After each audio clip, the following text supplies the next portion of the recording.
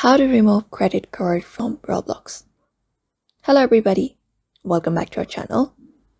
In today's video, we are going to learn how we can remove the credit card from Roblox. So without any delay, let's just jump right into the video. So if you want to remove your credit card from Roblox, head over and open up the Roblox application and log in into your account from where you want to remove the credit card from. For example, I am logging into this account. So once you're logged in, you'll be finding this interface on the screen. The next step is head over to the More tab in the bottom right corner. And this menu appears. So scroll down and go to the settings, open up the settings.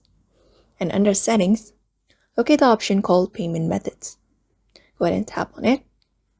And once you open up your payment method, if you have added your credit card, you'll be finding it right here under the payments. So when you find it right here, the card, you'll also be finding a delete option right beside the card.